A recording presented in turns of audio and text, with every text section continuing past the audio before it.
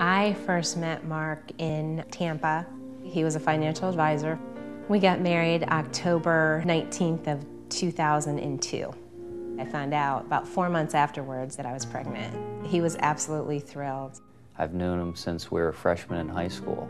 Played football with him, grew up together, and I've just never heard a bad word said about Mark. He was just a great guy.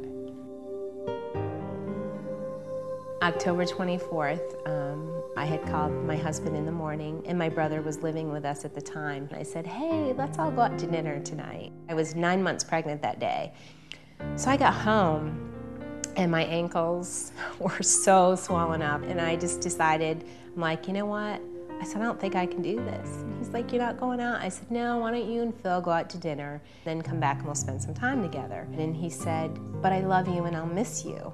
And he walked out the door and he gave me a kiss goodbye, and that was the last time I ever saw him. I got a phone call at about 9 o'clock at night, and it was my brother. And he said, there's been a horrible accident and you need to get here now because it's not good. And he's like, and I don't know how long Mark has.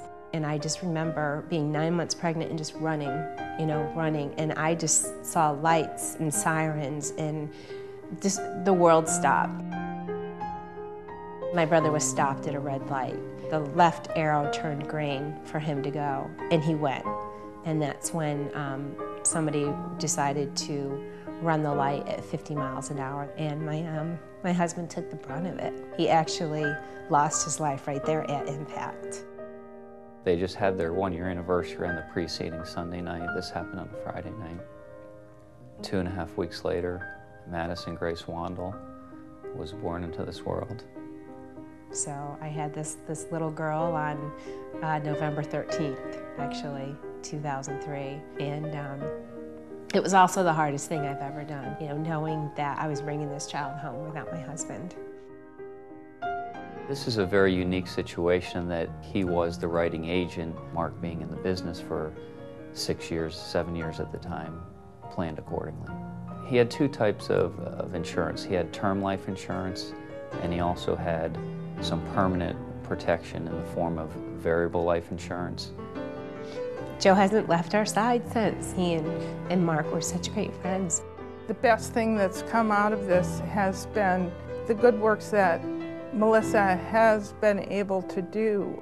Melissa hasn't just sat back and lived off life insurance money and gone on with her life. She is trying to make a difference in this world. Melissa had the luxury now with the life insurance of being able to stay at home and not have to go back to work. So she formed the Mark Wandall Foundation, which raises money for children's charities.